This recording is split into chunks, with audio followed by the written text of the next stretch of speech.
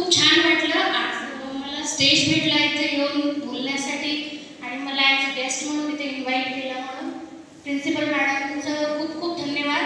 मी मराठीत बोलू का हिंदीत बोलू? तुम्ही सगळे कोणत्या लँग्वेजमध्ये कम्फर्टेबल आहात? मराठी. Very good. तर मी सर्वात अगोदर माझं इंट्रोडक्शन देते. मी नम्रता संदीप जोशी. मी इथचीच आहे आणि ॲज अ स्टाफ नर्स म्हणजे अधिपरिचारिका म्हणून ग्रामीण रुग्णालय मंगळूरपीर येथे मी कार्यरत आहे. तर मला आज या ओकेजनसाठी इथे इन्व्हाइट केलेलं होतं.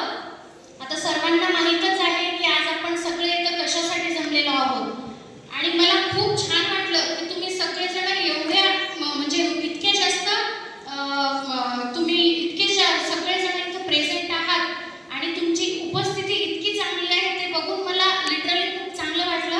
आणि तुमचा जो एक्साइटमेंट आहे तुमची जी कोणताही जो ओकेजन आहे तो सेलिब्रेट करण्याची तर ती आजच्या या म्हणजे या प्रोग्राममधून मला दिसू लागली की तुम्ही सगळे किती एक्साइटेड आहात. त्यासोबतच प्रिन्सिपल मॅडम आणि सर्व टीचर स्टाफ मोस्ट ऑफ माझ्या ओळखीचेच आहे सगळेजण, पण ह्यांचं जे म्हणजे ॲक्टिव्ह पार्टिसिपेशन आहे यामध्ये हे मला खूप आवडलं. तर आजचा हा प्रोग्राम आहे हे मी याच्या बाबतीत मी थोडंसं बोलायचं ट्राय करते. आय होप तुम्हाला सर्वांना आवडेलच. स्वराज्यासाठी कसे लढावे आणि शेवटच्या श्वासापर्यंत स्वराज्याला जीव देईपर्यंत स्वराज्यासाठी कसं आपलं सर्वस्व ओकून द्यावं ही शिकवण जिजामाता यांनी दिली. आणि त्यासोबतच स्वामी विवेकानंद यांनी हिंदू धर्माचं जे माहिती आहे पूर्ण जगभर यांनी कशी पसरवली.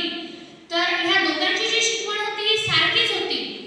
फक्त जिजामाता यांनी तलवार घेऊन कसं लढायचं या बाबतीत त्यांनी माहिती दिली किंवा या बाबतीत त्यांनी स्वराज्य कसं घडवावं हे सगळं त्यांनी सांगितलं.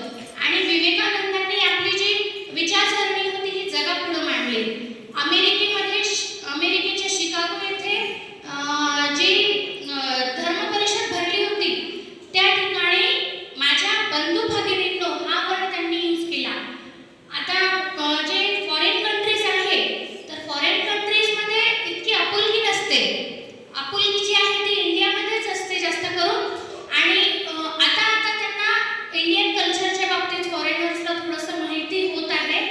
पण स्वामी विवेकानंद यांनी हा जो वर्ड ज्यावेळी यूज केला तेव्हा बंधू भगिनींनो म्हणजे my dear brothers and sisters हा वर्ड ज्यावेळी त्यांनी यूज केला तर पूर्ण जगभर त्यांना या एका शब्दामुळे प्रसिद्धी मिळाली. तर हे सर्व इंडियन कल्चरमध्येच होते. त्यासोबतच आमच्या जिजामाता